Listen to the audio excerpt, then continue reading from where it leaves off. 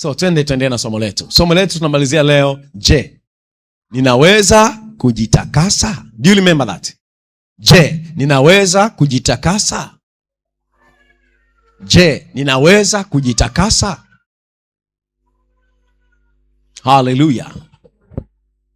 So wiki iliyopita wakati tunaendelea kujifunza tulisema tuna maandiko kwa sababu tumeshajifunza, tumeona kwamba utakaso ni kazi ya Kristo mwenyewe, si ndio?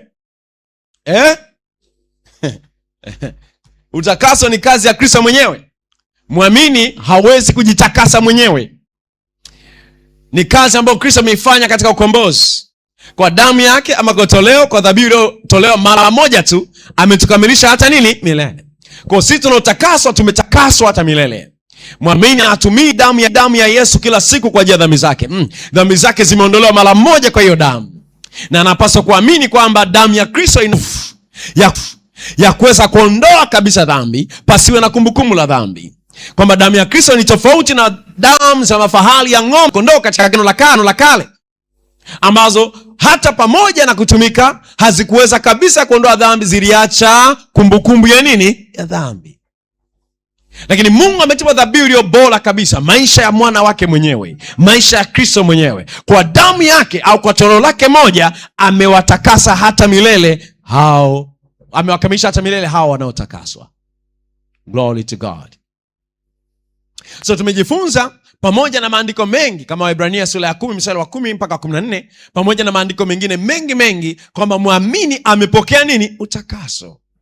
Wakorintho wa kwanza 6, 10, 11, 12 asema, dhamani nanyi mlikuwa watu wa namna hii, lakini mlioshwa, lakini mlitakaswa kwa jina la Bwana wetu Yesu Kristo na kwa Roho Mtakatifu, au kwa Roho Mtakatifu na kwa jina la Bwana wetu Yesu Kristo. Masa mlioshwa maana yake ni wakati uliopita, mlitakaswa maana yake ni jambo ambalo limefanyika tayari.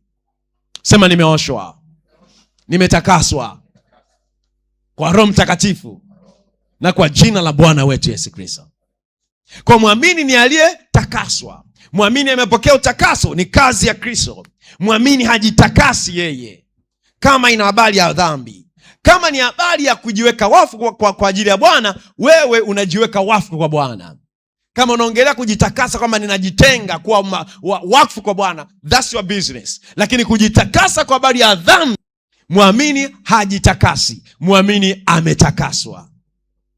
Kwa haamki kila siku asubuhi anatafuta utakaso. Haanzi mwaka na kutafuta utakaso.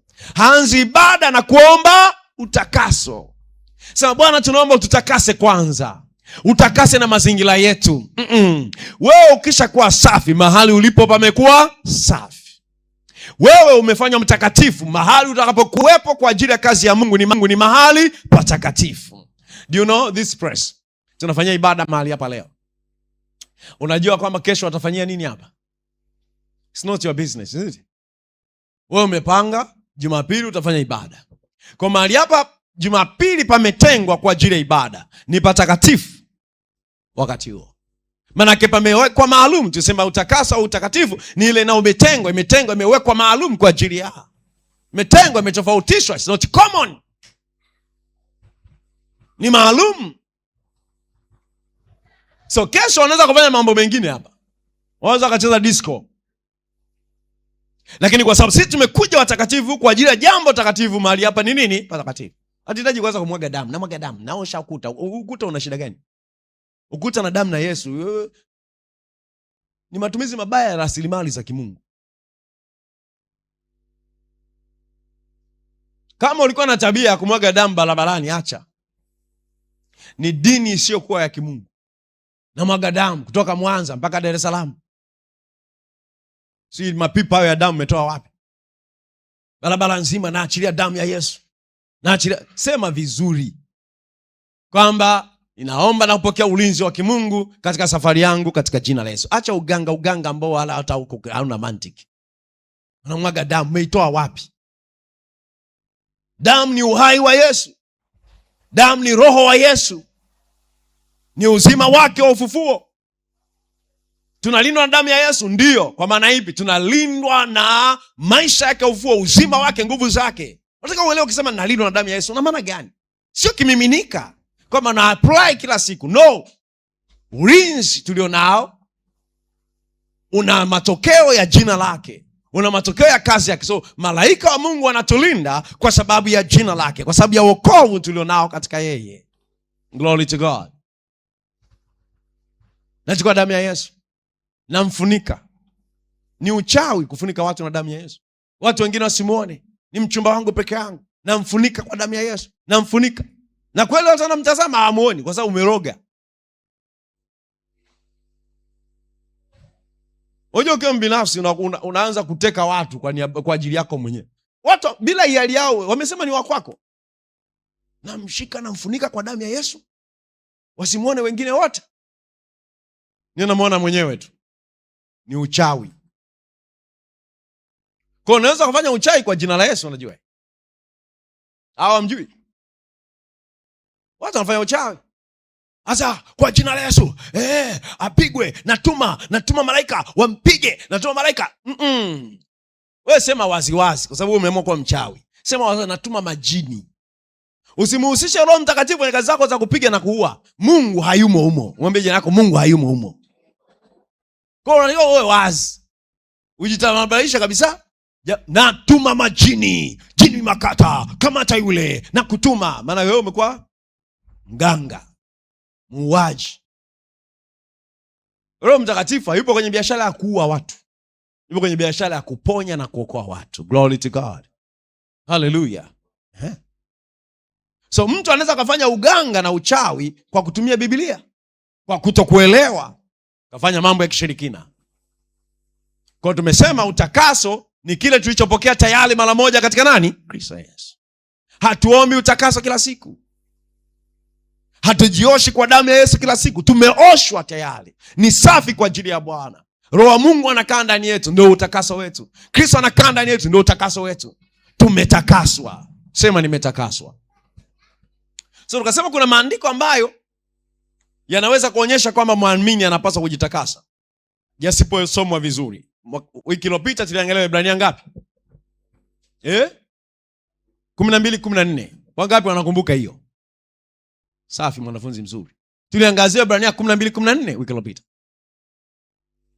ambapo anasema ya kwamba tafuteni kuwa na amani na watu wote na huo utakatifu ambao hakuna mtu atamwona Mungu asipo wana.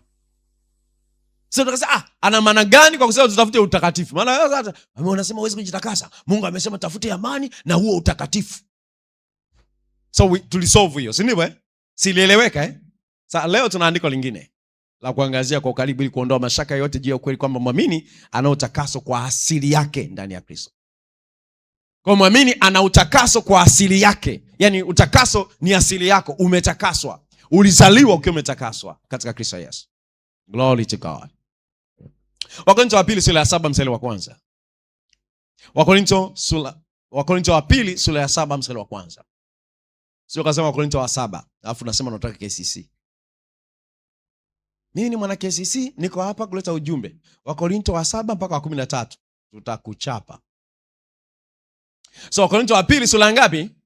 Ya 7 mstari wa kwanza. Sasa basi wapenzi wangu, kwa kuwa tuna ahadi hizo, na tujitakase nafsi zetu na uchafu wote wa mwili na roho. Hallelujah. Huku tukitimiza utakatifu katika kumcha Mungu. Sasa pasa unasema kwamba muamini hawezi kujitakasa. Neno linasema ya kwamba na tujitakase nafsi zetu na uchafu wote wa mwili na roho, huku tukitimiza utakatifu katika kumcha Mungu. Glory to God. Unaonaje hapo kisomewa andiko hili? Unachomoka? So ukisoma kwa haraka unaweza ukafikiri kwa Mtume Paul anaagiza waamini wajitakase. Hitimisho hili litakuwa ni matokeo ya kimbia katika usomaji wetu wa maandiko bila kuweka umakini kwa taarifa. Nakumbuka neno lile anaginosko, kuweka umakini kwa nini? Kusoma na kusoma tena. Una read again and again. Ukikimbia na mistari huwezi kuelewa anachokisema mwandishi. Ukichomoa andiko katika muktadha wake ambao hujausoma hauwezi kuelewa anachomaanisha mwandishi. Kwa unabidi usome vizuri bila kimbia. Mstari umeanza na maelezo, bas, alafu kuna mkato. Kwenye fasihi yoyote ile, kwenye uandishi wa lugha yoyote, unapoona neno bas au kwenye Kiswahili, fasihi ya Kiswahili, bas, Hivi basi inamaanisha nini?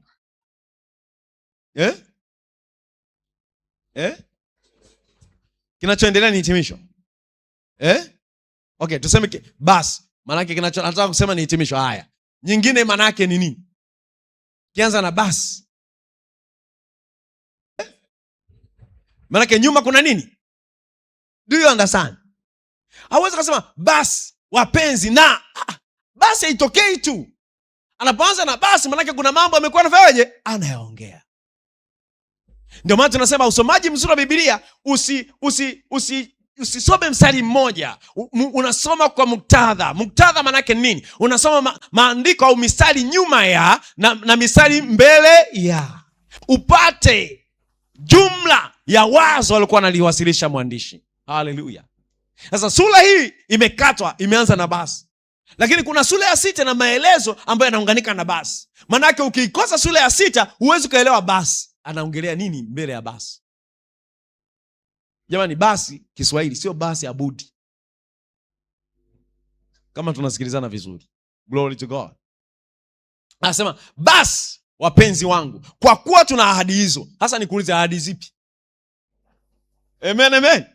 Basi wapenzi, kwa kuwa tuna ahadi hizo. Kwa hiyo hii inakuonyesha wazi, basi wapenzi, kwa kuwa tuna ahadi hizo, kuna ahadi amezifaje?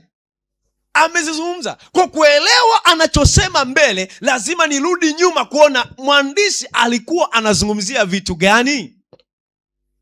Sasa basi wapenzi, kwa kuwa tuna ahadi hizo. Wewe unarukia tuna ahadi hizo, afu unachomeka za kwako.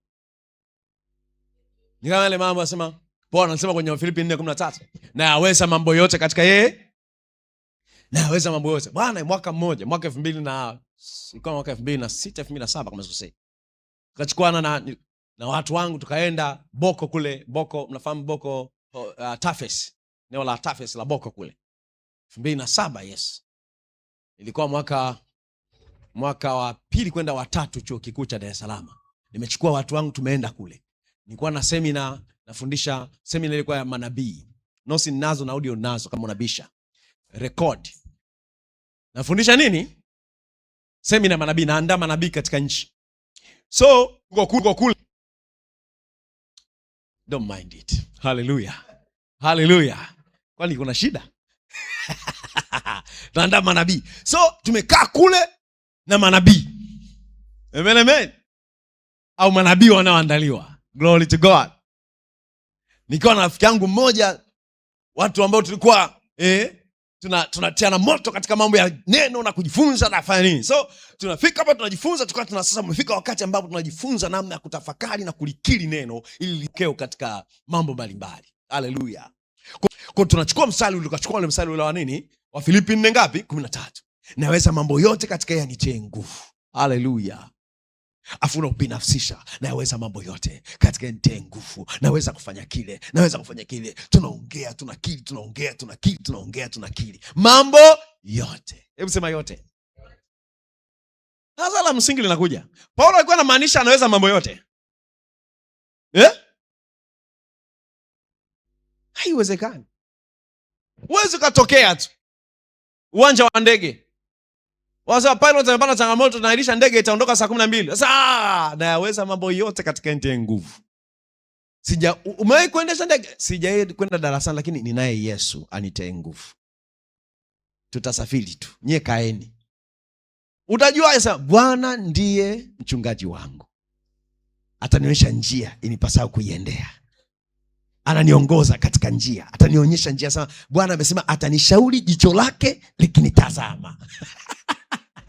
So nitakaa pale, Bwana ataniongoza na jicho lake likinitazama. Wewe mwenyewe uliokoka utapanda hiyo ndege ya pilot ambaye hajaenda shule? Kwani usiamini anaweza yote katika mtie nguvu? Tuko hapa. Hii kinanda hapa kisha pata kuumwa tu anayepiga kinanda. Hakuna anayejitokezaga hapa kusema nayaweza yote katika mtie nguvu. Nayaweza yote, kaeni tu, ibada itakwenda, unaanza utakachotoa. Shika kinanda sasa. Kwa Paulo hakuwa anamaanisha anaweza yote. Neno yote pas katika Giriki naongelea haya yote. Kwa maana yake yako kwenye nini? Muktadha. Ameyazungumza hapo juu. Kudhiliwa.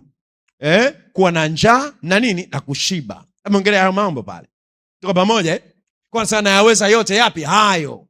Kwa amefundishwa, anasema kushiba na kuwa na nini? Na njaa. Ni through training. Amewezeshwa, amefundishwa. Kwa anasema na yaweza yote katika yeye nguvu. Yote unayaona pale. Hauingizi chochote. Naweza yote. Sasa na ile vitu vyote ni vyenu. Mmeko kusoma hilo andiko kwenye Biblia. Asa kila kitu, asa yote ni vyenu. Alafu wanasema vitu vyote ni vyenu. Mke wako ni wangu. We will kill you. Vyote ni vyangu. Kuna watu wanakuwa wewe humu duniani, vyote hivi ni mali ya baba yangu. Unakutana na jamaa tu pale, askari wa Suma JKT na kirungu chake. Unajifanya jengo lile ni lako, na ingia. Unapigwa. Tuko pamoja Kwa lazima kusoma vizuri kwa umakini. Anasema kwa kuwa tuna ahadi hizo, usiingize za kwako. Ahadi zipi? Unaangalia zimezungumzwa katika maandiko pale. Bwana Yesu asifiwe sana. Kwa inaonyesha kwamba maelezo yote ambayo anakwenda kutupatia yana msingi juu ya ahadi. Anaposema basi na tujitakase, kuna msingi juu ya nini? Ahadi. Kwa ni muhimu kuchunguza ahadi hizo ni zipi. Tutajua ahadi anazoziongelea kwa kusoma katika muktadha wake. Hii ina maana tutasoma mistari kabla ya mstari huu husika na mistari baada ya mstari huu. Kwa turudi nyuma, Wakorintho wa pili sura ya 6 mstari wa 14 hadi 18. Si unajifunza namna ya kusoma Biblia. Okay. Wakorintho wa pili sura ya 6 mstari wa 14 hadi wa 18. Unaniruhusu nisome? Asa msifungiwe nira pamoja na wasioamini kwa jinsi isivyo sawa sawa. Kwa maana pana urafiki gani kati ya haki na uasi? Tena pana shirika gani kati ya nuru na giza? Tena pana ulinganifu gani kati ya Kristo na Beliali? Au yeye aaminie ana sehemu gani pamoja na yeye asiamini? Tena pana mapatano gani kati ya hekalu na sanamu? Kwa maana sisi tu hekalu la Mungu aliye hai. Kama Mungu alivyosema.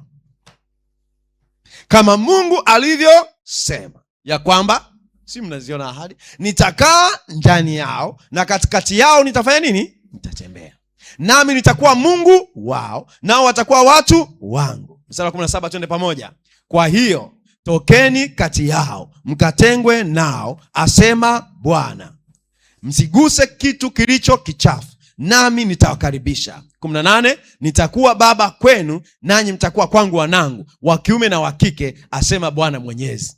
Basi ndugu wapenzi, kwa kuwa tuna ahadi hizo. Are you getting how to read it? Kwa hauishi sura ya 6, unaendelea kwenda sura ya 7. Sura hii sikukatishe kusoma kwako. Sura na mistari ya vikwepo wakati Paulo anaandika barua. Barua hii ilikuwa ya kusoma yote.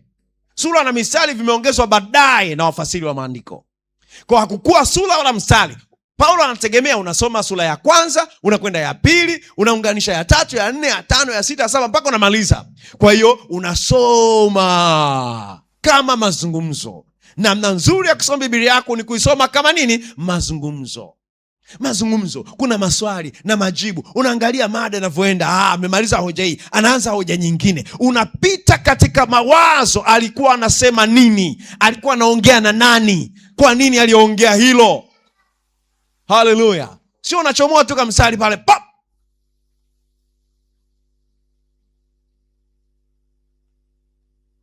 Yesu hakufa, kwa imani yetu ni uongo. Unaondoka. Unajua Waislamu wanavyosoma kitabu cha Wakorintho wa kwanza sura ya 15. Sasa umeona? Amesema hapa Yesu hakufa. Na kwa nyinyi waongo, imani yenu ni bure na watu wakonea huruma sana. Paulo anafanya mjadala, anasema kama Yesu hakufa, imani yetu. Alafu anaweka pale lakini shukuru Mungu Yesu amefufuka. Limbuko la kwanza kutoka kwa wafu. Amen amen. Sasa tusisome Biblia kama shetani. Si mnamjua shetani? Alivyokuwa ananyofoa misali kwa ajili ya Yesu kwenye vitabu vya Injili wakati anamjaribu. Sasa imeandikwa. Ananyofoa tu. Kwa Yesu anamrudisha kwenye muktadha, imeandikwa pia. Hasemi umesema uongo au umesoma uongo. Ndivyo ilivyo, hiyo imeandikwa, lakini hajasoma sawa sawa, amenyofoa. Kama una tabia ya kishetani ni ya kunyofoa mistari. Ni abuse of scripture, unanyofoa maandiko. Unabeba bila kusoma muktadha wake. Ni tabia ya nini? Ya kishetani. So katika mstari wa 14, maelezo msifungiwe nila yametafsiriwa kutoka kwenye neno la Kigiriki etelezaguo. Heterozugeo. Kimsingi, heterozugeo ni maneno mawili, hetero na zugeo. Kimsingi linamaanisha kutokulingana, mfananisho usiolingana, vitu ambavyo haviko sawa lakini pamoja vinaonekana kushabihiana. Heterozygeo. Heterozygeo, samahani, mimi sio Mgiriki. Heterozygeo. Heterozygeo inamaanisha kutokulingana, mfananisho usiolingana, vitu ambavyo haviko sawa lakini pamoja vinaonekana kushabihiana. Matumizi yake yanapatikana pia kwenye kitabu cha Mambo ya Walawi. Mambo ya Walawi 19:19. Mambo ya Walawi 19:19. Mtazishika amri zangu, usiwache wanyama wako wa mfugo wakazaa kwa namna mbalimbali, usipande shamba lako mbegu za namna mbili pamoja, wala usivae mwilini mwako nguo ya namna mbili zilizochanganywa pamoja. Hii ni Torati na manabii. Wangapi mna dhambi hapa kutokana na andiko hili? Au nirudie? Usiwache wanyama wako wa mfugo wakazaana kwa namna mbalimbali. Najua mfugi, mmeokoka hapo. Usipande shamba lako mbegu za namna mbili pamoja. Wengi sio wakulima, mmepona hapo. Wala usivae mwilini mwako nguo ya namna mbili zilizochanganywa. Wangapi mmekamatika? So, maagizo yalikuwa hawakutakiwa kuweka vitu vya namna tofauti pamoja. Kwa Paulo anafundisha pia kutoka katika Torati na manabii. Hawakutakiwa kuweka vitu vya namna mbili tofauti nini? Pamoja. Hii ilikuwa asili ya neno heterozygeo.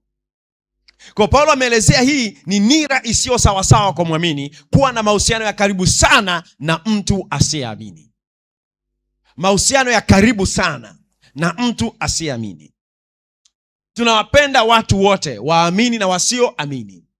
Amen, amen.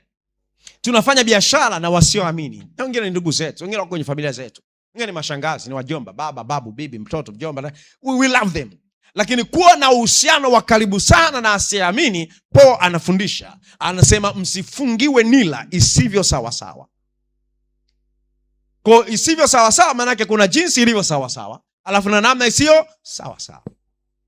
Kwa maana yake kuna level ya uhusiano na wasioamini na kuna level ya uhusiano isiyotakikana na asiyeamini. Glory to God. Vizuri sana. So mstari wa 14 ametumia neno pana ushirika gani? Lina maana ya kuwa na kitu cha pamoja, neno ushirika. Pana ushirika gani, anauliza, kati ya nuru na giza?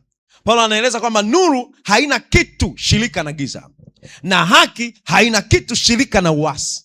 Kwa hapana uhusiano kati ya giza na nuru, haki na uasi. Anamwita muamini nuru na haki. Kwa maandiko ama utambulisho wa muamini katika Kristo Yesu, muamini ni nuru. Yaani wewe vyovyote vile alivyo, muamini ni nini? Ni nuru. Anaitwa nuru, ndio lebo yake na utambulisho wake. Muamini anaitwa haki, haki ya Mungu. Ndivyo alivyo. Muamini anaitwa hekalu la Mungu. Wakati asiyeamini anaitwa giza. Yaani wewe unapokutana na watu wasioamini, hao unafanya nao kazi, hao ambao umezaliwa tumbo moja, hao labda ni ndio kamchumba kako ka ujinga, mchumba asiyeamini, ni giza. Nimesemaje? Giza. Amen, amen. Mume ambaye hajaamini anaitwa nini? Giza. Sio giza tu, anaitwa Beliali, anaitwa sanamu. Wewe unaitwa hekalu la Mungu, yeye anaitwa sanamu. Ndio asili yake. Yeyote ambaye hajazaliwa na Mungu, hakuna nuru ndani yake, ni giza, ni sanamu, ni ibada ya sanamu, ni uasi, sio haki, ni uasi ndio uko ndani yake. Kwa ndani yake kuna uchafu, ndani yake kuna ibada ya sanamu, ndani yake kuna giza, ndani yake kuna uasi, hakuna utii kwa Kristo Yesu. Huyo ndio mtu. Lakini ukiangalia wawili hivi wanafanana, wanashabihiana. Ukimchukua asiyeamini na ambaye ameamini ukaweka pamoja, huwezi kuwatambua kwa kuangalia usoni. Ni watu wote. Kwa sema pana shirika gani kati ya? Pana patano gani kati ya? Mstari 15 anasema tena pana ulinganifu. Neno ulinganifu linatumika kuelezea hali ya kupatana, umoja ama harmony. Limetolewa kutoka kwenye neno ambalo lina maana ya vitu vinavyokamilishana au katika mapatano. Vitu ambavyo viko katika mapatano au vinavyokamilishana. Anaposema pana ulinganifu gani, maana yake hivyo vitu anavyoviongelea hapo huwa vinakamilishana. Kwa anauliza, je, muamini anawezaje kukamilisha na asiyeamini? hakamilishwi. Mwamini apokee ukamilisho kwa asiyeamini. Mwamini anakamilishwa na waamini, anajengwa hapa, anafaidiwa hapa. We compliment you here. Unbeliever cannot compliment you. An unbeliever cannot compliment you. Hawezi kukujaza, hawezi kukufaidia katika mambo ya ndani ya roho. Hawezi kukujaza na kufaidia katika mambo ya ufalme. Sasa pana ulinganifu gani? Hallelujah. Tuko pamoja? Rejea nyingine Mathayo 18:19.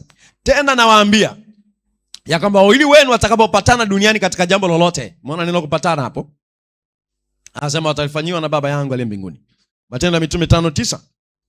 Petro akamwambia, imekuwaje hata mkapatana kumjaribu Roho wa Bwana? Kwa hawa walikuwa wanafanya nini? Wanakamilishana. Mkapatana kumjaribu Roho wa Bwana. Kwa neno patana na mkapatana ni neno la Kigiriki symphoneo. Lilikuwa linatumika kwa watu ambao wanakamilishana. Lilitumika kwa uwenza au ubia, symphoneo. Kuna kusaidiana, mnashikamana, mnabebana. Huyu akiwa mpungukiwa anamuongezea mwingine. Kwa ni urafiki wa karibu. Ni uwenza, ni ubia. Kwa Paulo akaeleza kwamba muamini hapati ukamilisho, compliment kutoka kwa asiyeamini. Paulo alikuwa anashughulika na waamini kuwa na mahusiano ya karibu sana na wasioamini. Ndio anachowafundisha tangu kwenye sura ya 6 anawafundisha. Ukianzia sura ya 6 utaona jinsi ambavyo hawa waamini hawa kuna wakati walikuwa wanafanya nini? Wanawapeleka hadi wa ndugu zao kuwashtaki kwa wasioamini. Tuko pamoja? Kwa Paulo anaonyesha kwamba muamini hapati ukamilisho kutoka kwa asiyeamini.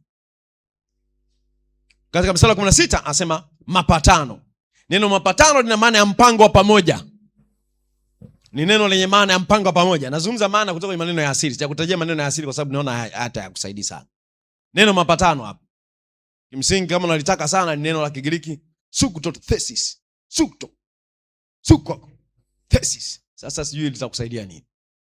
Ili neno lina maana ya mpango wa nini? Pamoja. Uwekaji wa nini? Pamoja. Fursa ya pamoja, joint access. Deposit au joint plan. Joint access, deposit ama joint plan. Suko thesis. Kwa lina maana ya mpango wa pamoja, uwekaji wa pamoja, fursa ya pamoja. Kwa amemwita muamini hekalu la Mungu. Kama ndivyo unaimba, mimi ni hekalu la Mungu. Si ndivyo? Sisi ni hekalu la Mungu. Si ndivyo? Akaendelea mbele, anarudia tena kusema kwamba muamini ni mtakatifu. Amemwita muamini kwamba ni nani? Mtakatifu. Tuliposoma kwenye ile hiyo 6:14 mpaka 18. Kisha kanukuu kutoka kwenye kitabu cha Kutoka 29:45.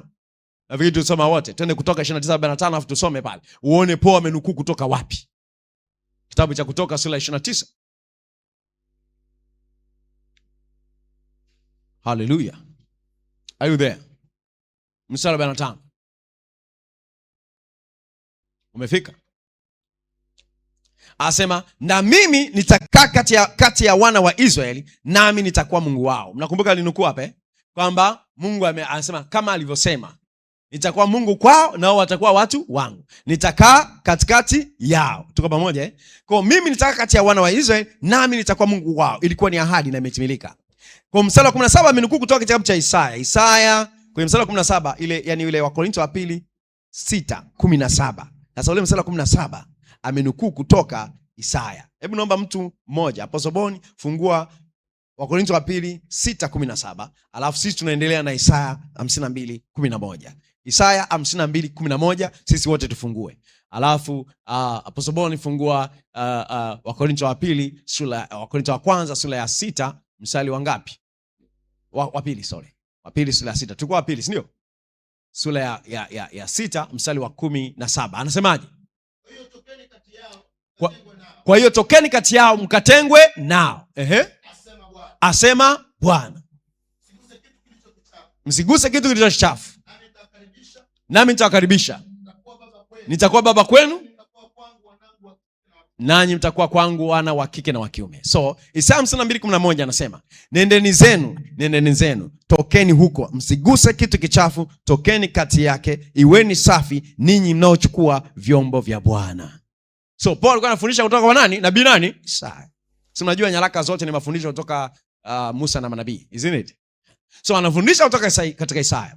Kwa ina maana Paul amelinganisha kitu kichafu katika unabii wa Isaya na asiyeamini. Kwa sababu hao waliokuwa wanazungumzwa kwamba watoke katikati yao ni watu wasio amini. Tuko pamoja?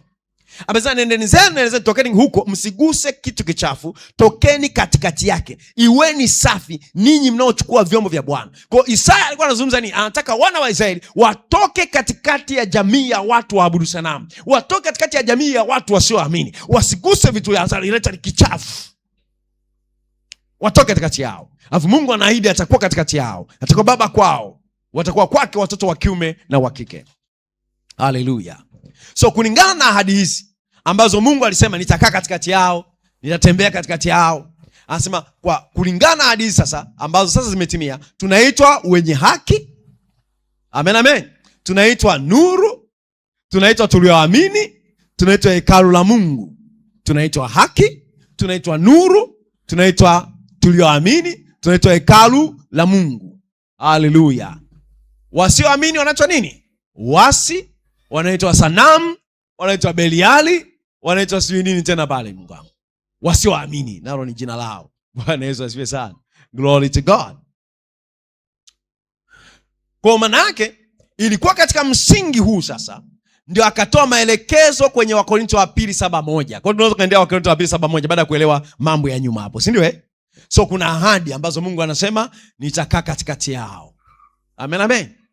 So kutokana na msingi wa ahadi hizo ambazo Mungu anasema atakuwa baba, atakuwa sisi tutakuwa watoto kwake na nini na kwamba atatembea katikati yetu, anasema sasa basi wapenzi, turudi Wakorintho wa pili 7:1. Basi wapenzi wangu, kwa kuwa tuna ahadi hizo, na tujitakase nafsi zetu na uchafu wote wa mwili na roho, huku tukitimiza utakatifu katika kumcha Mungu. Kwa kwenye muktadha utaanza kuelewa kwa habari anaposema tujitakase nafsi zetu, anazungumzia kuchukua damu na kujiosha. Umeshaelewa uchafu ni nini kutoka kwenye nini? Wakorintho wa pili 6:14 mpaka 18. Ni habari ya mahusiano na wasioamini. Ni habari ya kukaa katikati yao na kuwa na mafungamano na nila isivyo sawa sawa. Ni habari ya kutoka katikati yao. Neno ila sana tujitakase. Ili neno tujitakase ni neno kathatizo, kathartizo, K-A-T-H-A-R-T-I-Z-O. K-A-T-H-A-R-T-I-Z-O. To make pure. Limetumika mara 31 katika Kigiriki cha Agano Jipya. Ili neno tujitakase lina maana ya kufanya kuwa safi. Mara zote tunapotoka katika nyaraka, isipokuwa katika eneo moja tu of course, lilikuwa ni kazi ya Yesu ambayo imekwisha fanywa. Ili neno kathatizo lilipotumika kwenye nyaraka, isipokuwa sehemu moja tu, ilikuwa inaongelea kazi ya Kristo ambayo amekwisha fanya. Kwa mfano, Waefeso 5:26, ili makusudi alitakase na kulisafisha kwa maji katika neno. Ili neno alitakasa ni kathatizo, linaongelea kazi ya Kristo ya kulisafisha kanisa. Glory to God. Amen, amen. Ni kazi ambayo imekwisha kukamilishwa. Yohana pia amelitumia kwenye waraka wa kwanza Yohana 1:7. Waraka wa kwanza Yohana 1:7.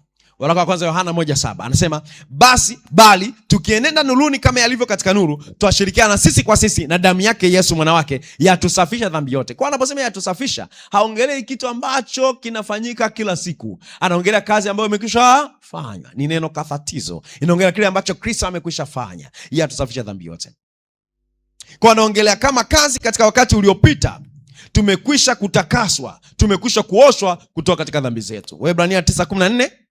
Waebrania 9:14 anasema, basi si zaidi damu yake Kristo.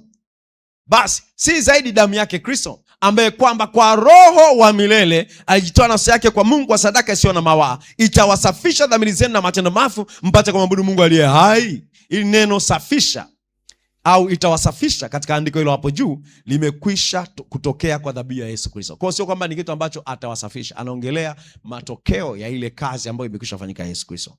Hallelujah. Kama ambavyo anasema kwenye Waebrania 9:22-23. Waebrania 9:22-23. Katika Torati vitu vyote usafishwa kwa damu, na pasipo kumwaga damu hakuna ondoleo. Basi ilikuwa sharti na kazi za mambo ya mbinguni zisafishwe kwa hizo. Ilikuwa sharti zisafishwe, lakini mambo ya mbinguni yenyewe yasafishwe kwa dhabihu zilizo bora kuliko hizo. Kwa anarejea katika wakati uliopita. Kwa kila wakati neno lilipotumika ilikuwa inarejea moja kwa moja kazi ya Yesu. Hata hivyo, kitabu cha Yakobo matumizi yake yalikuwa tofauti. Kitabu cha Yakobo 4:8. Yakobo 4:8 anasema, mkaribieni Mungu naye atakaribia ninyi. Itakaseni mikono yenu enyi wenye dhambi, na kuisafisha mioyo yenu enyi wenye nia mbili.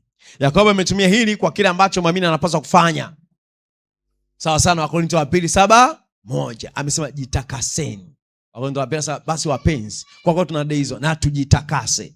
Kwa Yakobo amezungumzia kile ambacho muumini anapaswa kufanya. Na Paulo kwenye Wakorintho wa 2:7:1 anazungumzia kile ambacho muumini anapaswa kufanya. So ili kuendelea kuelewa zaidi maneno haya, ni vizuri kuangalia neno mfanano wake, neno mfanano lenye kufanana. So neno lenye kufanana katatizo ni ekathairo ambalo limetumika katika maeneo mawili na Paulo pekee. Neno linalofanana kathatizo ambalo tunaliangalia, ambalo linasema linaongelea kujitakasa, hapo ni neno ekathairo ara na changamoto ya elo kidogo kwenye ulimi wangu. Ekathairo, so ni ara. Ekathairo limetumiwa katika maeneo mawili na Paulo pekee. Wakorintho wa kwanza 5:7 anasema, basi jisafisheni mkatoe ile chachu ya kale, mpate kuwa donge jipya, kama vile mlivyo hamkutiwa chachu, kwa maana Pasaka wetu amekwisha kutolewa kuwa sadaka, yani Kristo. Kwa ni maelekezo anapewa muamini, anasema jisafisheni mkatoe ile chachu ya kale, mpate kuwa donge jipya. Glory to God. Kwa sababu Pasaka wetu amekwisha kutolewa kuwa sadaka, yani Kristo. Kwa ni kile ambacho muamini anafanya kwa msingi wa kile ambacho Kristo amekwisha fanya. Haleluya. Tutaelewa vizuri zaidi. Kwa neno hili jisafisheni mkatoe, anaonyesha kitu ambacho ni sisi tunafanya baada ya kusema sisi ni wasiotiwa chachu, yaani pasipo dhambi. Neno donge lisiotiwa chachu, isiotiwa chachu maana yake ni pasipo nini? Dhambi. Ni lugha ya picha kuongelea wale ambao wametakaswa, hawana dhambi. Wasiotiwa chachu, yaani pasipo dhambi. Timotheo wa 2:21 anasema, basi ikiwa mtu amejitakasa kwa kujitenga na hao, atakuwa chombo cha kupata heshima, kilichosafishwa, kimvacho Bwana, kimetengenezwa kwa kila kazi njema. Kwa maana yake kuna wajibu wa kujitakasa ambao muamini anapasa kuufanya, ambao upo katika uhusiano wa karibu sana na matumizi ya neno kathatizo katika Yakobo 4:8 na Wakorintho wa 2:7:1. Kuna wajibu wa muamini wa kujitakasa ambao upo karibu au na mahusiano wa karibu sana na matumizi ya neno kathatizo katika Yakobo 4:8 na Wakorintho wa 2:7:1, ambapo Yakobo anasema jisafisheni, wakati Paulo anasema basi na tujitakase na uchafu wote wa mwili na roho. Kwa anaongelea kile ambacho muamini anakifanya. Tutaweka sawa. Turudie Wakorintho wa 2:7:1. Basi wapenzi wangu, kwa kuwa tuna ahadi hizo, na tujitakase nafsi zetu na uchafu wote wa mwili na roho, huku tukitimiza utakatifu katika kumcha Mungu.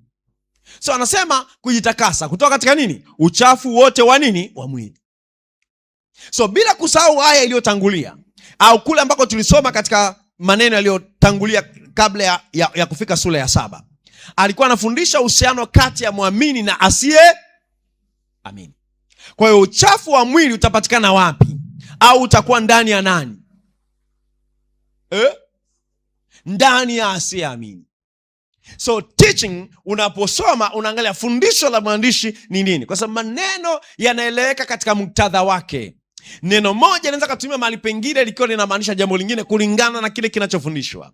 Paulo anafundisha uhusiano kati ya muamini na asiyeamini. Kwa anasema basi kwa kuwa tuna ahadi hizo wapenzi. Na tuna ahadi zipi hizo? Za kwamba Mungu atakaa katikati yetu, sisi ni wana, watoto wa kike na wa kiume, yuko pamoja na sisi. Kwa hiyo tokeni katikati yao. Unakumbuka ile kitu Kwa anasema basi na tujitakase na uchafu wote wa mwili na roho. So uchafu huo utakuwa ndani ya asiyeamini. Kwa uchafu unaongelewa hapo sio dhambi.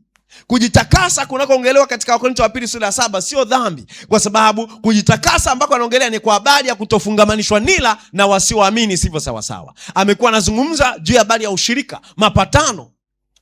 ulinganifu kati ya nuru na giza. Anasema tokeni katikati yao. Hajasema acheni dhambi. Kuna maagizo ya kuacha dhambi kwenye Wakorintho 2:6. Anaongea tokeni katikati yao. Katikati ya ni watu, sio mifugo, sio ng'ombe. Sasa tokeni katikati yao. Watu gani? Wasioamini. Kwa anaposema tujitakase na uchafu wote wa mwili na roho, anaongelea uchafu unaopatikana ndani ya wasioamini. Tumesema ndani ya asiyeamini kuna uchafu. Ndani ya asiyeamini hakuna usafi. Ndani ya aliyeamini kuna utakaso, kuna usafi, kuna Kristo, kuna roho wa Mungu. Ndani ya asiyeamini kuna giza. Ndani ya asiyeamini kuna uasi. Ndani ya asiyeamini kuna vitu vyote ambavyo sio vya kiungu. Amen, amen. Ndio maana asiyeamini anaitwa mchawi, hata kama hajawahi kushika tunguli. Ni lebo yake. Anaitwa mfiraji, asiyeamini. Tuko pamoja? Majina yote, dhambi zote, muongo, sio ndio? Unasoma katika kitabu cha ni Ufunuo, si ile sura ya ngapi ile? Anasema bali waoga. Sinaanza hivyo. Bali waoga mkato. Alafu na wasioamini. Sasa ile wasioamini ndio nakukumbusha, kumbe wanaongelea watu gani?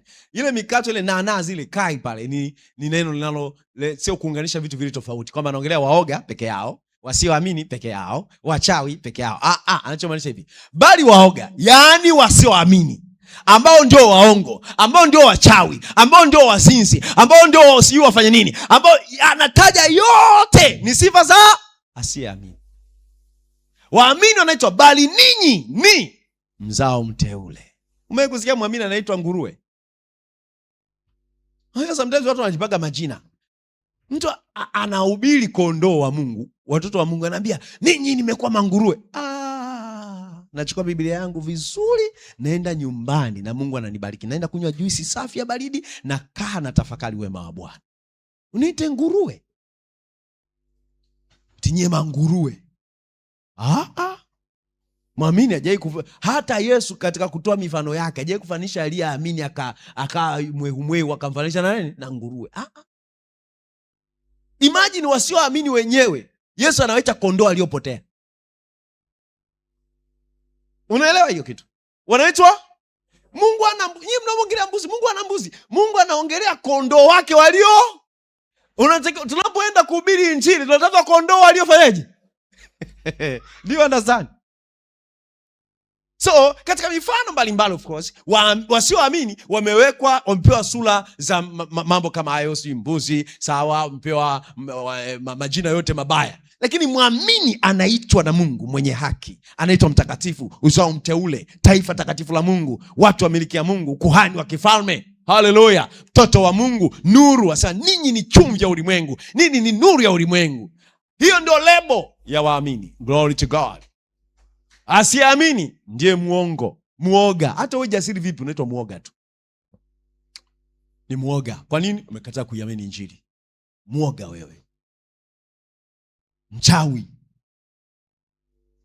Mchawi ni nani? Asiyekiri Yesu ni Bwana. Mchawi. Mwongo ni nani? Yote anayesema ya kwamba Mungu hajakufa akafufuka ili watu waokolewe. Mwongo. Mzushi. Tuko pamoja?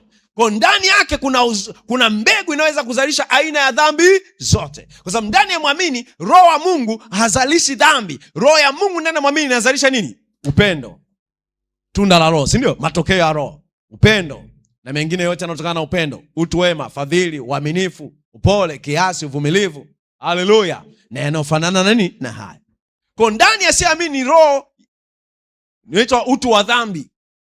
Mwili ni mtu wa mwilini. Mazao yake nini? Uchafu, ufisadi, tamaa mbaya na magologolo yote unaweza kuyatamka yanakaa ndani ya asiamini. Kwa ndani ya asiamini kuna nini? Kuna nini? Uchafu. Haleluya. Tuko pamoja Kwa tunapaswa kujitakasa kutoka katika uchafu wote wa mwili ambao hupo katika nini? Asiamini. Kwa jitakaseni na maana ya kujitenga. Neno pale jitakaseni hamaanishi tumia damu ya Yesu. Hamaanishi kutafuta sasa. Hapo neno jitakaseni sasa kwenye muktadha anamaanisha tokeni katika, jitengeni. Msembee kama wao, kukaa mbali. Kwa utakaso ni muamini kujitenga binafsi kwa sababu tayari yeye ni mtakatifu. Umefanywa mtakatifu. Kwa hiyo ndio sababu ya neno utakatifu katika andiko hili hagiozune, ambalo lina maana ya ubora unaoonyeshwa. Ubora, quality that shows, ubora ambao unaonekana, unaonyesha. So muamini amefanywa kuwa bora. Anaambia toka katikati ya wewe, hauko kama wewe, una ubora unaonekana. Kwa muamini anapaswa kuonyesha nje, kudhihirisha. Anapaswa kuonyesha utambulisho wake kwa kujitenga. Sio kujitenga ili awe mtakatifu. No, muamini tayari ni nuru, ana exhibit nuru yake. Muamini tayari ni haki, ana exhibit haki yake. Muamini tayari mtakatifu, anaidhihirisha utakatifu wake. Kwa kujitenga huko kunajaa habari ya kutokuwa na nila au mafungamano ya karibu na wasio amini. Na si kwamba muamini ana uchafu ndani yake wa kujitakasa, hapana. Sasa basi wapenzi, na tujitakase. Sio kwamba ndani yako wewe ndio kuna uchafu. No, anasema jitenge. Kwa ni kama basi wapenzi, basi ndugu zangu wapenzi, na tujitenge na uchafu wote wa mwili na roho. Ndio maana ile neno na tujitakase na uchafu wa mwili na roho. Na uchafu wa mwili na roho tunafahamu ni ndani ya waamini. Neno hili, fungu la maneno, uchafu wote wa mwili na roho. Neno na hapa ni lenye kuelezea. Kwa maana yake anazungumzia uchafu wote wa mwili ambao ndio wa roho. Amen, amen. Sio kwamba alikuwa anaongelea kuna uchafu wa mwili na kuna uchafu wa roho. Uchafu wa mwili ambao ndio wa roho. Kwa anapoongelea tujitenge na uchafu wa mwili, anaongelea huu ambao ni wa roho. Na uchafu wa roho ni kutokuamini. Uchafu wa roho simply ni kutokuamini. Amen, amen. So, uchafu wa mwili ni roho. Roho ya asiye muamini. Ambapo Paulo anaiongelea katika Efeso sura ya 2. Ngoja uone roho ya asiye amini inavyoongelewa kwenye Efeso sura ya 2 mstari wa 1 hadi wa 3. Roho ya nini? Ya asiye amini. Inavyoongelewa kwenye Efeso sura ya ngapi? Ya 2 mstari wa 1 hadi wa 3. Amen, amen. Efeso sura ya ngapi? Ya 2 mstari wa 1 hadi wa 3. Nanyi mlikuwa wafu kwa sababu ya makosa na dhambi zenu. Imagine mtu ulipokuwa hujaokoka, ulikuwa unaitwaje? Mbona usemi kwa ujasiri? Kwa watu wasioamini ni watu gani wanaotembea? Mimi kuna watu wanaangalia movie wanasema The Walking Dead. Have you ever heard that title? Nilipoona tu jina linaitwa Walking Dead, sikuangalia. Kwa sababu pana shirika gani kati ya aliye hai na wafu? Kwa nini nikaangalie Walking Dead while I'm a walking alive? Hallelujah. I'm a living being. Glory to God. So, watu wasioamini wanaitwa nini? Wafu. Anasema nanyi mlikuwa, sisi mlikuwa wafu kwa sababu ya makosa na dhambi zenu. Kwa sababu ya makosa na dhambi mtu anakuwa mfu. Sasa ambazo mliziendea zamani kwa kuifuata kawaida ya ulimwengu huu na kwa kumfuata mfalme wa uwezo wa anga, roho yule atendaye kazi sasa katika wana wa kuasi, ambao zamani sisi sote nasi tulienenda kati yao katika tamaa za miili yetu, tulipoyatimiza mapenzi ya mwili na ya nia, tukawa kwa tabia yetu watoto wa hasira kama na hao wengine. Hallelujah. Kwa anaeleza kile kinachofanya kazi ndani ya asiyeamini kama roho. Si umeona hiyo maelezo hapo au uja notice? Anasema hivi: na kwa kumfuata mfalme wa uwezo wa anga, roho yule atendaye kazi sasa katika wana wa kuasi. Kwa kuna roho inayotenda kazi ndani ya wasio amini. Ni roho chafu inaitwa mkuu wa anga. Ni shetani afanye kazi ndani ya asiyeamini. Mtu asiyeamini ni mali ya shetani. Yaani mali kwa maana amilikiwa, sio kwamba ni mali ya shetani. Watu wote ni mali ya Mungu. Yaani anamilikiwa na nani? Anaendeshwa na shetani kwa wakati huo. Mtu asiyeamini. Yaani hivyo vyote anaweza akawa kuru wakati huo, lakini ni mali ya nani? Wakati wote shetani akitaka kumtumia ni wa kwake tu.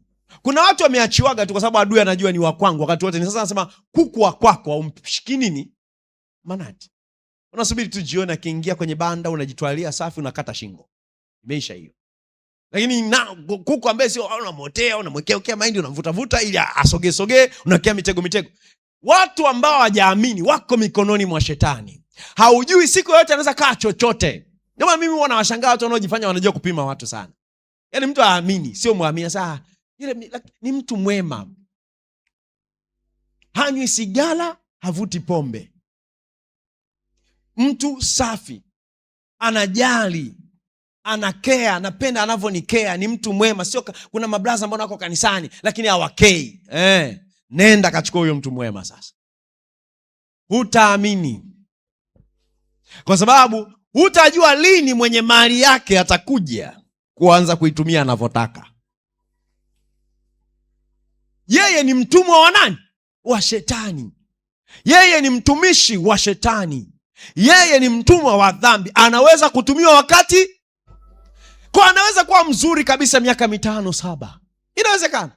Akawa mwema kabisa miaka 10 kwako, akasema there is none like you baby. All over the world. There is none like you. Ukashangaa amebadilika, anasema ni yule ama si mwingine. Likaibuka jitu kutoka ndani yake ambalo hukulifahamu wala kuelewa habari zake. Glory to God. Ndani ya mwamini kuna roho wa Mungu. Hata kama ana changamoto mbalimbali, kuna roho wa Mungu. Huyu anaweza kusaidika. Huyu anaweza kurekebishika. Huyu anaweza kupona. Amen, amen. Huyu anaweza kuongozwa na Mungu. Huyu anaweza kutumiwa na Mungu katika mema.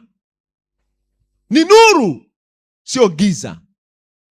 Ni hekalu, sio sanamu. Ndani ya asiyeamini kuna roho itendayo kazi, roho ya uasi imo ndani ya asiyeamini. Kwa kuwa kuru kwake watu wanazaliwa. Kuna watu ni hawajaamini na ni watu wakarimu kuliko walioamini, si?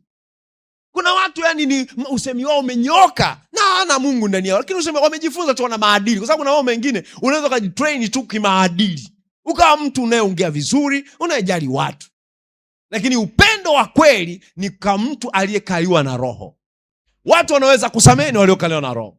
Watu wanaweza kupenda kweli ni waliokaliwa na roho. Hao wengine wanajitahidi tu mpaka yawakute mambo. Yakiwakuta mambo ndio unajua kwamba kuna watu wanasema unajua ndugu zetu wakarimu sana. Wale ndugu zetu watu wazuri mno. Unajua yani si unafahamu hizo zeneze? Waaminifu sio nini kuliko Wakristo. Hao ndugu zetu, wale ndugu zetu wale. Wa visufuria. Wasifie hivyo vyote wanavyoweza. Na kwa kweli mtaani wanaweza kaa watu wanaonekana watu wazuri wa kutenda mema. Kwanza unafikiri kwa nini wanahangaika sana kutenda mema? Kwa sababu ahadi yao ya kuingia ahela ni kwa kufanya matendo. Ujitahidi. Kule kuna mizani kwenye ahela yao ya Shetani aliyoandalia. Mizani iko upande mmoja, kuna mzani. Unafahamu ile linalokaa kama liskeli hivi, afu huku unaweka mzigo na huku unaweka mzigo, linakuwa linafanya hivi au hivi. Kulingana na wapi uzito? Si ndio So, imani yao ni kwamba unatenda wanajua mabaya wanatenda, wanajua. Sio kwamba hawajui. Kwa hiyo wanachofanya ni kujitahidi kutenda na matendo mema ili mzani wa mema uje uzidi mzani wa mambo. Kwa sababu wokovu kwao ni wa kujiokoa mwenyewe kwa kutenda matendo mema. Kwa unajitahidi kuwa mwema, ila akiamua kugeuka hakuna Mungu ndani yake wewe. Tuko pamoja? Ndio maana ule mwezi ukifika kitimoto inakosa soko. Wako kwenye mwezi wa kujitahidi kutenda kulingana na dini yao. Watafanya matendo mazuri yote. Kwa mnafikiri mnafahamu watu wanakula sana kitimoto ngine? Kwa sababu ule mwezi kitimoto kinakuwa yani kinakuwa kingi, hakina soko au kinakuwaje? Ule mwezi wa Ramadhani kinakuwa yani kinalala sana mpaka wakifungua. Sasa walaji wanakuwa ni wengi, ni kina nani? Kwa hesabu ya kawaida. Hiyo ni statistically speaking. Hallelujah. So ndio maana wakifungua ndio siku ya matukio. Ile siku ya nini? Wakifungua ni kama sasa wamefungulia, walikuwa wamemisi kutukana, walimisi washelati, walimisi kufanya nini, walimisi makorokoro yote. Kole ni mwezi wa kufunga ili aongezee kupata thawabu. Ni mwezi wa kufunga ili aongezee kwenye grupu la mambo mema. Kwa kwenye maisha wale watu kudhulumu mtu nikana kwa sababu anajua nikidhulumu mimi sitaenda ahela. Kwa wanajitahidi kweli kweli. Sasa it is until umguse vibaya, ainuke yule mtu wa asili ndani yake, ndio utajua wale watu ni wabaya kiasi gani. Wale wanakuchinja na kuangalia hivi kama kuku, nao ni shida.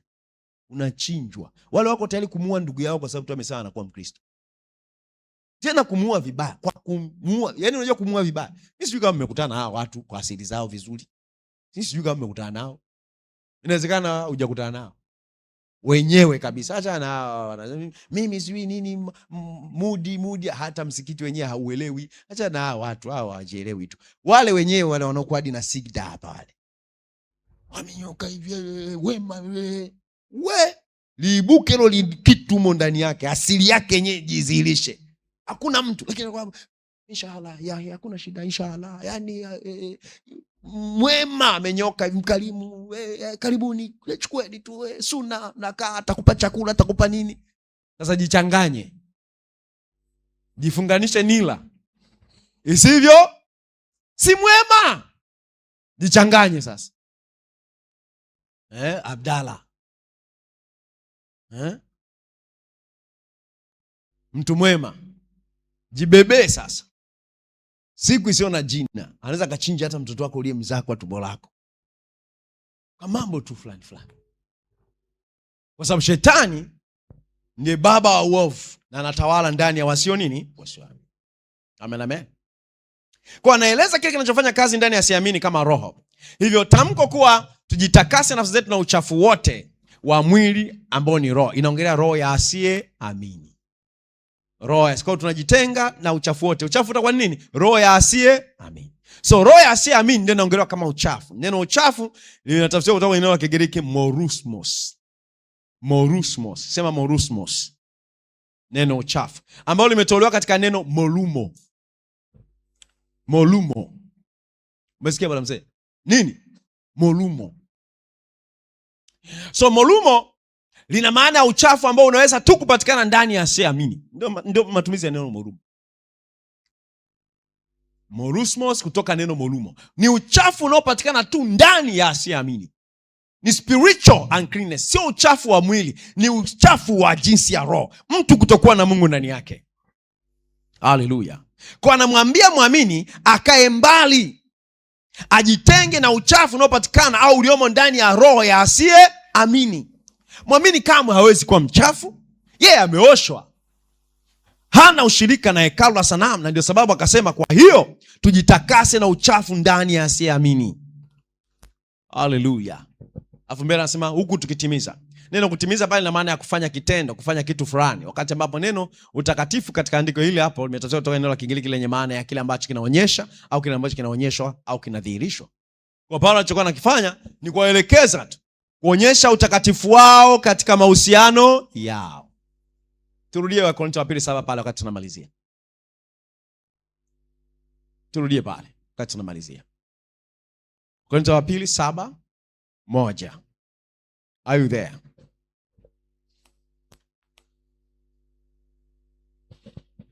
Glory to God. Hallelujah. Tusome 1, 2, 3.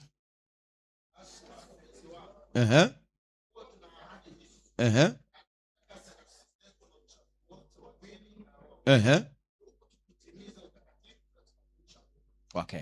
Huku tukitimiza. Kwa tukitimiza utakatifu. Mnakumbuka utakatifu tumesema ni kile kinachoonyeshwa, si ndivyo?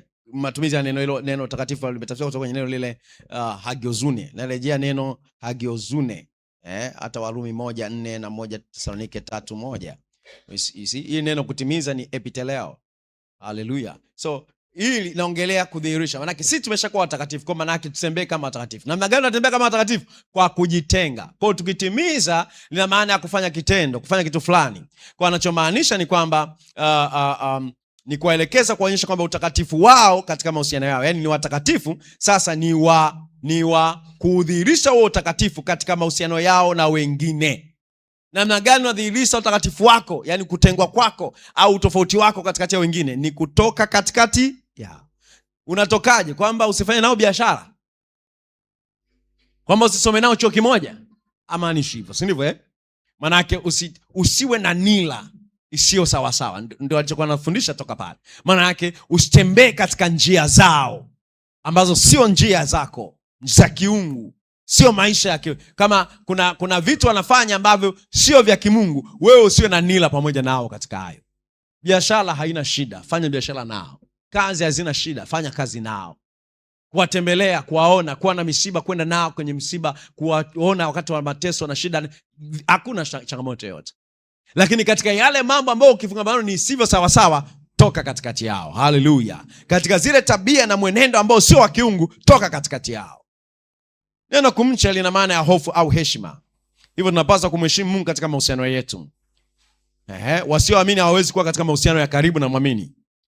Haitakuwa udhihirisho wa utakatifu wetu. Na nila ya juu kabisa si ndio kuoa na kuoana Kwa lugha nyingine, usiolewe ama kuoa watu wasioamini. So maelekezo ya Paulo yalikuwa katika msingi wa kwamba mwamini ni mtakatifu. Amekwisha kutakaswa. Na hivyo anapaswa kutembea katika huo kutakaswa katika mahusiano yake. Mwamini ni mtakatifu, amekwisha kutakaswa. Na hivyo sasa anapaswa kutembea katika huo utakatifu katika nini? Mahusiano yake. Na magana anatembea katika utakatifu kwa kutokuwa na mapatano, kwa kutokuwa na mashirikiano au na nila isivyo sawa sawa. Kwa namna gani naonyesha utakatifu wangu au natembea katika utakatifu kwenye mahusiano yangu? Kwa kutofungamana nao isivyo sawa sawa. Glory to God. Yes. Kwa mwamini ana utakaso na ni mtakatifu kwa imani pekee katika injili ya Kristo na si vinginevyo. Mwamini hawi mtakatifu kwa kujitakasa yeye. Mwamini ametakaswa kwa imani pekee katika injili ya Kristo na si vinginevyo. Kwa wakati wote ujitazame namna hiyo. Wewe umepokea utakaso. Ni mtakatifu, umekamilishwa ndani ya Kristo. Sema, mimi ni mtakatifu. Nimetakaswa ndani ya Kristo. Nimetakaswa. Nimeoshwa. Kwa Mungu ananiita kuishi maisha ya utakatifu. Kwa sababu sitembei katika mwili. Ni kwa sababu gani? Sababu utembei katika mwili ni nini? Kwa sababu wewe ni mtakatifu. Umetakaswa. Amen, amen. Kwa unadhihirisha utakatifu ambao ni asili uliozaliwa nayo. Hautafuti utakatifu. Ni mtakatifu. Kwa kama unatafuta kitu, unatafuta kutembea kwenye utakatifu. Na si kutafuta kama kitu kutoka ndani yako una exhibit, unadhihirisha, unatembea namna hiyo. Unajitenga na wasioamini. Kwa mtembeo wa kutokuoa au kuolewa na wasioamini ni utakatifu. Haleluya. Ni kujielewa. Sasa kuna waamini hawajielewi. Mwamini anapaswa kujielewa kwamba yeye ni nuru. Mwamini anapaswa kuelewa kwamba yeye ni hekalu. Hawezi kuwa na shirika na sanamu. Giza hawezi kuwa na ushirika na nini? Na nuru. Kwa sababu anajua yeye ni hekalu, anatafuta hekalu mwenzie. Ibada ziendelee. Nyimbo zilie. Hallelujah. Glory to God. Kwa sababu anajua yeye ni mwenye haki, anatafuta mwenye haki mwenzie. Waendelee kucomplimenti one another. Kujiaziana. Kushibishana. Amen. So ole wako kwa kuwa umesikia. Uende kaolewe na Morumo. Au kaoe Morumo. Sinaelewa Morumo? Mnafahamu Morumo? Au mmesahau? Morumo ni nini? Uchafu unaopatikana ndani ya? Ni utambulisho wake, sio? Sasa ukienda kuoa Morumo wakati umesikia, adui atakuchapa sana kwa sababu angalau wewe ulisikia. Mtu akiolewa na Morumo au akioa Morumo na wakati alikuwa hajui, angalau ana afadhali kidogo. Lakini wewe umesikia. Sema nimesikia. Kwa utakuwa umeamua kwa akili zako mwenyewe, kwa makusudi kabisa, hali ukiwa unajua vema kwamba kuolewa na Morumo si sawa sawa na sio fungu lako. Ila kwa kiburi na jeuri utakuwa umeamua kwenda kujichukulia Morumo. Adui atakuchakaza vibaya sana. Atamtumia huyo Morumo kuyafanya maisha yako upside down. Atamtumia huyo Morumo kufanya maisha yako yawe stress ya kila siku. Atamtumia huyo Morumo kufanya maisha yako yawe jehanamu mdogo wakati uko duniani hapa. Sema nakataa. Mimi ni mtakatifu. Natembea katika huo, katika jina la Yesu. Glory to God. Hallelujah. Simama kwa miguu yako, mshukuru Mungu, uombe kwa ajili yako mwenyewe, njia zako, uishi maisha yako, tembee katika utakatifu. Glory to God.